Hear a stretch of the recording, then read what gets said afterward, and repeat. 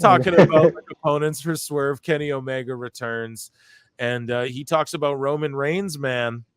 And he puts Roman Reigns over here. Let's listen to it. No. Well, I'm not going to accept any Roman Reigns slander in this chat. I really think he's incredible.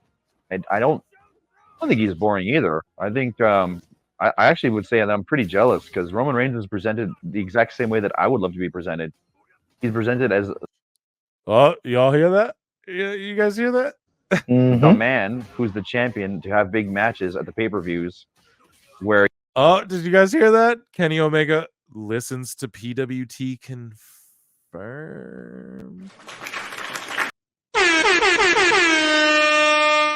So I don't know. All I'm saying, he understands the game. They better be careful before he ends up following Cody.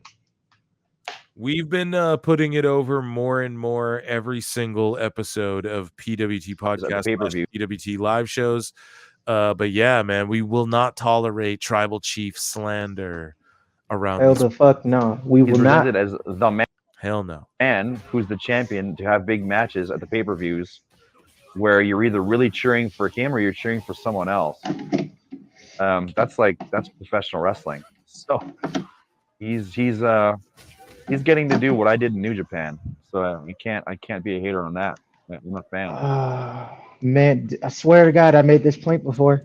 Yeah. I made this point before. I said straight up that the Elite as a whole, with the exception of Hangman, because in the beginning they were trying to tout him as being the first AEW champion, and they realized it just wasn't it. And as we saw in his title reign, it just wasn't it. That's why they pivoted to Jericho and helped start the domino effect of us having to deal with him now. That being said, I had told you this before. The Elite as a whole have not had, I wouldn't say not half, but like they've had a quarter of the matches that they had when they were in New Japan. Same with Kenny. Kenny's best matches were in New Japan. 1000%. He hasn't even, I don't even think he's sniffed anything relatively close with the exception of maybe one or two occasions. And he just kind of borderline confirmed that. He wants to be pushed. How are you the EVP of a company that you helped start, and yet you're going to say things like that? And then people smoking their copium, they're going to say, well, no, he's being facetious. He's just being sarcastic. He doesn't mean any of it. He's really just poking fun at them. I'm like, even if that's the case, there's some truth in there. It's like you want him to hate Roman, you want him to hate the other people, but it's just like, no, if he went to WWE when he had the chance, I even think Vince, out of spite, would have probably pushed him heavy, kind of like what they did with AJ the first 2 years that he was there. But even apparently now, Vince was like, yeah, squash that guy. Let him know he's a little worm. Beat him. I mean, they treated AJ well the first 2 years. Apparently that's what Vince said though. Like, I want you to make him look small. He told Roman, like, make him look like beat the piss out of him. You know, like that's what Vince was saying, like apparently to Roman and shit. Like he got a WWE title reign out of it. I mean, it's not all that bad, but it's like, okay, if Kenny Omega went out just to see, I would love just to be able to peer into like an alternate future to see if Kenny Omega followed Cody and went to WWE, just the amount of meltdown that would be on the fucking timeline. To watch how easily they would turn, because they worship Kenny Omega like a god, and he's amazing. He's great. He's one of the greats. Even though his matches have been, even though his matches, and I don't think that's a fault of him, himself, but I think he misses that old thing, like how it used to be in New Japan. In AEW, it's kind of not the same, and then the injury bug. It's like Father Time is catching up, and there's only but so much you can do. I mean, medicine has improved. That's how we've gotten a lot of these superstars back from injuries that should have kept them out for the rest of their lives. But I think depending on how they treat him when he comes back, I don't think it's necessarily a guarantee like it is with the Bucks. I feel like the Bucks, it's a group, it's a collective, but the Bucks and TK are more tight-knit, or they have a closer grip on him than a Kenny or Hangman or Cody. Or Cody did. I see it very possible that if the bag is right and they can get him that WrestleMania moment, I don't think Papa H wouldn't give him a WrestleMania main event. So, like, speaking of Papa H main eventers, potential main eventers, and also people that Dave Meltzer, like people say that Kenny Omega is just saying this shit because Dave Meltzer found his new little pet project, right? Will Ospreay, Kevin Nash has thoughts on Will Ospreay. I don't know if that's a Okay, good except segue there. for the Rock comments. His Rock comments, I don't know what kind of gas he was smoking to say that. Who are you referring to? Sorry, what Kevin Nash said about the Rock. right. So I said earlier in the show. Now I want you to refresh my memory on that. I said earlier in the show. I said, Kevin Nash, when he used to do shoot interviews with Sean Oliver, they were the best ever. Now that he has a podcast with Sean Oliver, it's the shits. You know what I mean? Shit is good. What were you alluding to though? Like, sorry, explain what you were. I believe I'm paraphrasing, but because Rock. What did he say? Yeah, it was basically saying the only reason the Rock's career is as big as it was because I think it was some along the lines of him getting hurt or him leaving. Basically saying that if this didn't happen, the Rock wouldn't have had his meteoric rise. I'm paraphrasing, but that was along the gist of it from what I saw. And I thought that was he said something hilarious. like it was like if Austin didn't get injured, then Rock wouldn't have. Oh, so everybody was saying, because that's where I seen two things. I seen that people were saying that it was Austin, and then half the timeline was going ham because they were basically saying, did he say if he didn't leave or get hurt? I was like, wait, they left in '96. I mean, that was the time. The times didn't correlate. Kevin Nash believes that Will Ospreay should win the AEW World Title at Wembley. No shit. But so does Meltzer. But then he needs to get in better shape. Well, Ospreay shape. Wait, what? Ospreay shape like 3 years ago. I think that was his peak. Like before he got like hurt. What was it? 2019. Was that 2020? See, I'm not gonna fucking. I'm cool with. To me, I'm just like, where did that come from? That's like a way. But well, he's not a cruiserweight anymore. He's like he put on bulk on purpose to be taken seriously as a heavyweight. Yeah, and that's what like I try and tell people about Swerve. Like Swerve got criticized for that. Like, oh, he's not big enough, so then he bulked up, and then like I truly believe if you give him the ball and the right opportunities, he can make the most of them. I truly believe that about Swerve.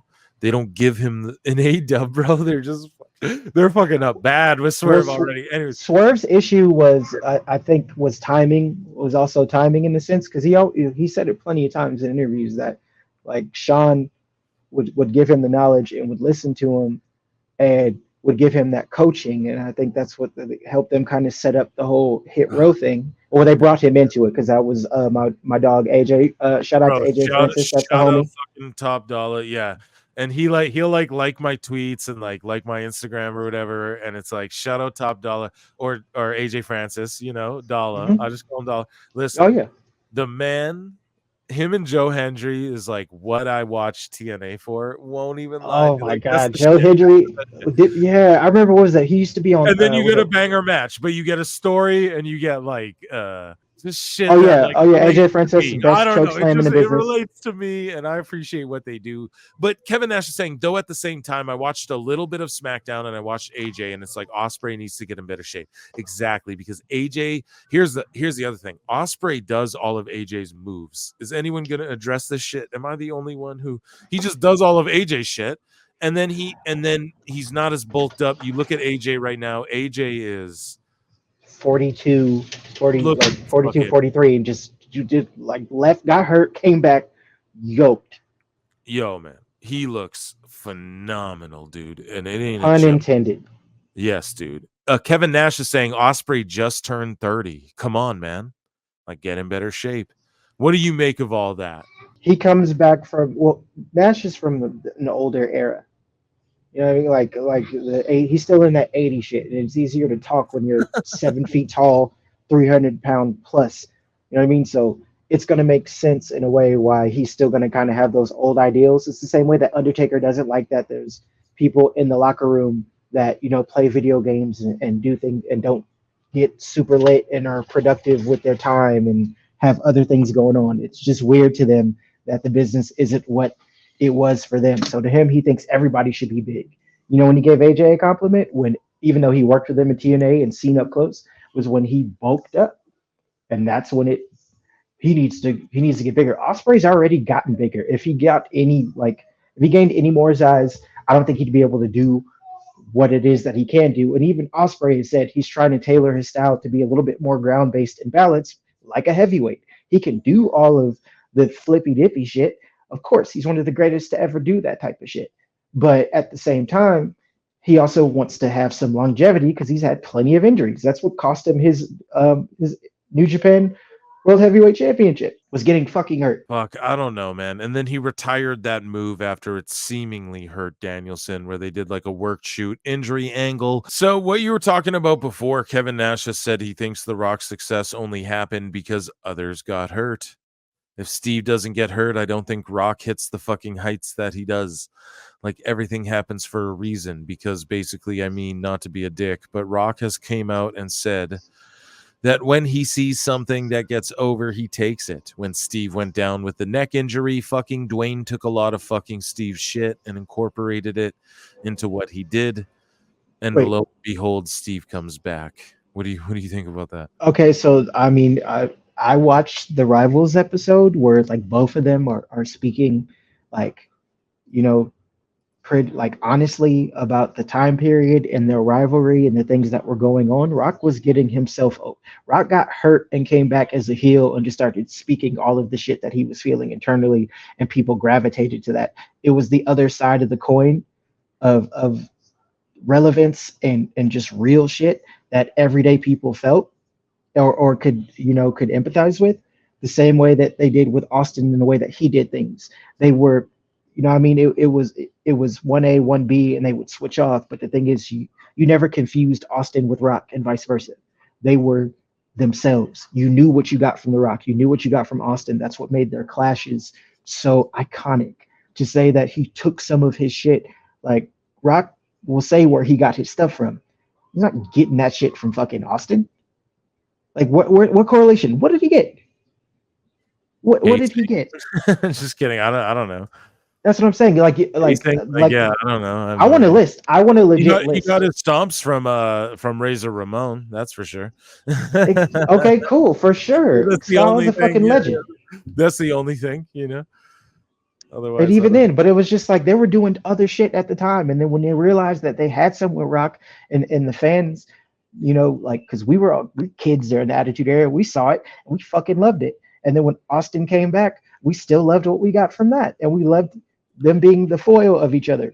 I mean, I feel like they both were would rise each other up.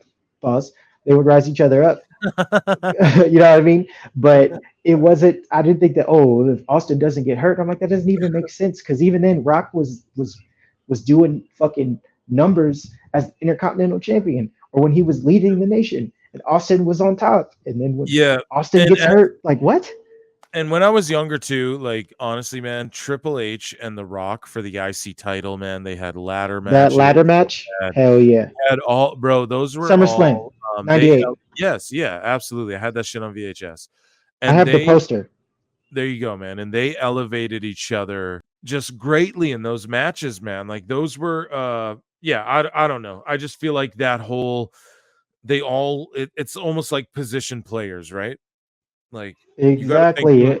The Rock, he didn't reign, like he didn't have like a Roman reign, pun intended, but he had a reign like he was like a 6-time champion or something. Like he won, and it was the Attitude Era. It was hot potato. Everybody's reigns were short. Right. Austin didn't have any significantly long reigns. But the best part about Austin when he was going after the title. Jordan, a shorter reign. Like Jordan accomplished more in a short. He started later in the league and he retired early in the league.